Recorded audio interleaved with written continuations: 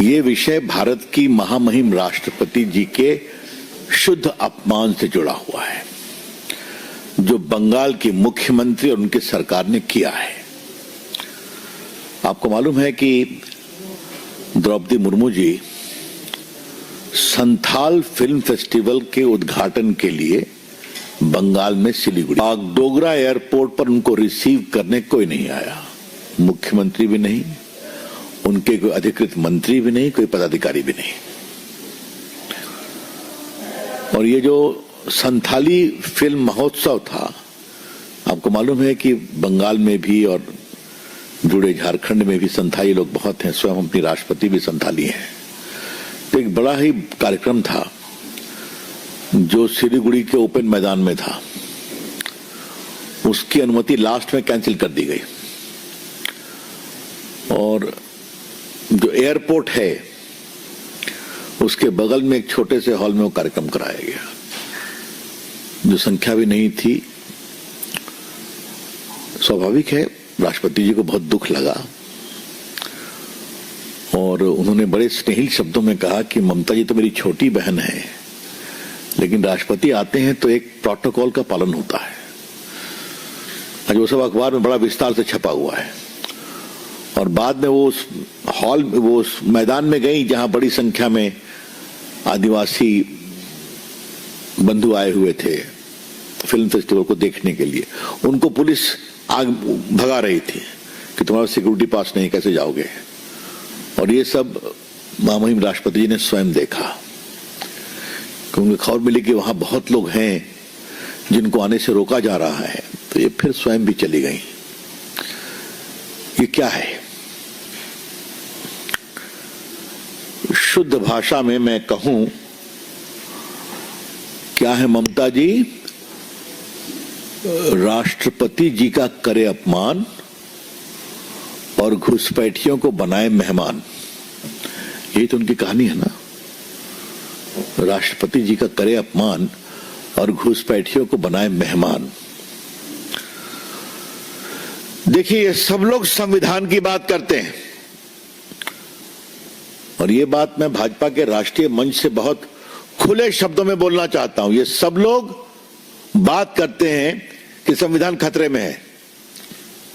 आज ममता जी और उनके सरकार के आचरण से देश के संविधान के सर्वोच्च पद पर बैठी महामहिम राष्ट्रपति का अपमान हुआ है। और वो क्या कह रही हैं? रोज चले आएंगे तो हम क्या करेंगे? जवाब है उनका कि 2 दिन के इंफॉर्मेशन पर चले आएंगे तो क्या मतलब है इसका? मतलब ये कौन से शब्द हैं? माने भारत के राष्ट्रपति एक आदिवासी महिला है, संथाली हैं, भारत की राष्ट्रपति हैं, यही आपके मन में इज्जत है क्या? ये बहुत शर्मनाक है, भर्त्सना योग्य है। और मैं पार्टी के राष्ट्रीय मंच से खुलेआम भर्त्सना करता हूं ममता जी की सरकार और ममता जी का स्वयं। देखिए मित्रों, ये लोग बार बार लोकतंत्र की बात करते हैं, लेकिन आज मैं थोड़ा ममता जी के कई निर्णयों के बारे में बताना चाहता हूं। आपने देखा होगा कि चुनाव आयोग के बारे में तो लगता है इन्होंने एक प्रकार से खुलेआम युद्ध ही कर रखा है। कल जब वो धरने पर थी तो देखा कि उनके एक एमपी हैं, क्या नाम लिया जाए उनका, उन्होंने कहा कि चीफ इलेक्शन कमिश्नर जिस तरह से उंगली दिखा रहे थे, अगर वो चीफ इलेक्शन कमिश्नर नहीं होते उनकी मैं उंगली काट लेता। ममता जी के सामने उन्होंने कहा। सर का इन्होंने कितना विरोध किया, हाई कोर्ट में, सुप्रीम कोर्ट में। सुप्रीम कोर्ट ने अल्टीमेटली एक विशेष व्यवस्था की अपने विशेष अधिकारों का प्रयोग करते हुए आर्टिकल 142 में कि ये कहा कि जुडिशियल ऑफिसर्स ही ऑब्जेक्शन का निराकरण करेंगे। और आज हो रहा है, सारे जुडिशियल ऑफिसर्स कर रहे हैं। और कुछ कमी हुई तो बगल के प्रदेश झारखंड और उड़ीसा से बुलाए गए। तो ये पूरा एसआईआर के आपत्ति का निराकरण कलकत्ता हाईकोर्ट के चीफ जस्टिस के निर्देश पर हो रहा है, जिसके लिए सुप्रीम कोर्ट का आदेश हुआ है। तो आपकी आशंकाओं में निराकरण में कोर्ट ने ये कार्रवाई की है, फिर भी आपको परेशानियां धरने में बैठी हुई हैं।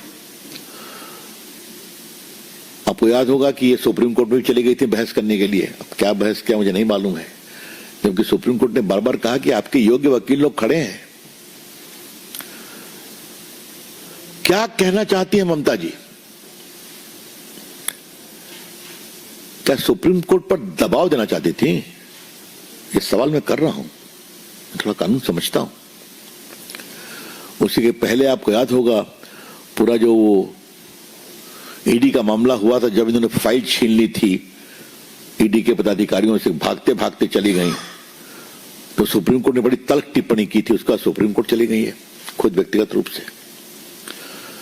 तो क्या चीफ इलेक्शन कमिश्नर, क्या जुडिशरी, मोदी जी को तो जब जाते हैं बंगाल, जितनी कोशिश होती है उनके कार्यक्रम को असफल करने के लिए, उनको जगह नहीं मिले। प्रधानमंत्री के बारे में बता रहा हूं, संघ वगैरह का तो कार्यक्रम होता है तो शायद कोर्ट से उनको परमिशन लेना पड़ता है, तब उनको जगह मिलती है। बाकी महिलाओं के साथ क्या क्या हुआ है यहां मैं बताने की जरूरत नहीं समझता, चाहे वो मटुआ महिलाएं हों, चाहे वो मेडिकल की स्टूडेंट्स हों, तृणमूल के गुंडे जो भी अत्याचार करते हैं वहां की पुलिस खड़ी रहती है और ममता जी उनको संरक्षण देती है। तो क्या महिला कल्याण, पत्रकारों का हाल भी आपने सुना होगा, कितने पिटते हैं वो, अगर थोड़ा भी उन्होंने आपत्ति किया। विपक्ष की बात तो छोड़ दीजिए, बताने की जरूरत ही नहीं है। और घोर असंवैधानिक काम, खुलेआम घुसपैठियों को अंदर लाना, घोर असंवैधानिक काम। नगर निकाय के चुनाव में विपक्ष का कोई उम्मीदवार पर्चा नहीं दाखिल करेगा और वोट नहीं देने दिया जाएगा। मैंने खुद जाके देखा है और आपको आज बताऊं, मैं 3 बार गया था जांच करने के लिए। तो गांव में हमारी एक बड़ी महिला कार्यकर्ता को बहुत पिटाते उम्मीदवार थी, तो उसकी बहू थी, वो पेट से थी, वो सब मैंने देखा, उसके घर को तोड़ दिया था। तो पत्रकार लोग भी आए तो उनको देख के बहुत गांव के लोग गुस्सा आ गए, तुम लोग कहां थे? तो बाद में हमने पूछा कि क्यों तुमसे गुस्सा है ये लोग? कहा हम लोग को भी कहां आने देते हैं, वो तुम आपके पीछे पीछे आए हैं, वरना हम लोग को भी गांव में आने नहीं देते हो। जी ये हाल है पत्रकारों की। ममता जी के राज में बंगाल में सिर्फ एक व्यक्ति का स्वागत होता है, वो है घुसपैठिए, आ जाओ, दरवाजा खुला है, तुम्हारा स्वागत है। याद करिए सीबीआई जो जांच करने गई थी उनके डीजीपी के यहां धरने में बैठ गई थी करप्शन के आलोक को लेकर, जिसको कोर्ट ने सही नहीं माना था। तो क्या जुडिशरी, क्या प्रधानमंत्री, क्या चीफ इलेक्शन कमिश्नर, क्या इलेक्शन कमीशन, क्या विपक्ष, क्या मीडिया, सब पर ममता जी की सरकार और ममता जी के निर्देश पर विरोध नहीं अत्याचार होता है। और ये संविधान की बात लोग करते हैं।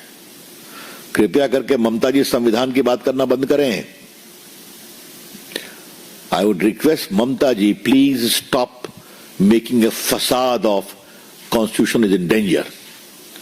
If you cannot give respect to the President of India, who is apart from being the constitutional head, is the supreme commander of armed forces, hails from a tribal community, a distinguished lady, और आप बात करती है संविधान के खतरे की। मैं तो राष्ट्रपति जी की बहुत तारीफ करूंगा, क्या संयम से उन्होंने टिप्पणी की है कि ममता जी मेरी छोटी बहन है, लगता है नाराज है, यही उन्होंने कहा बस। मतलब अगर आदिवासी आकर के फिल्म फेस्टिवल में पार्टिसिपेट करते तो क्या आपको परेशानी हो जाती? क्या वो कोई वोट मांगने का धंधा हो रहा था क्या? ये है इनकी स्थिति। तो इनकी हम बहुत ही भर्त्सना करते हैं। राष्ट्रपति जी का जो अपमान हुआ है,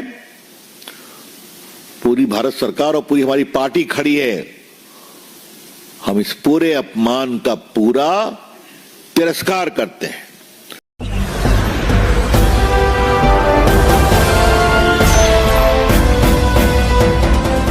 आप देख रहे हैं लाइव न्यूज 9 99 राष्ट्र सबसे पहले।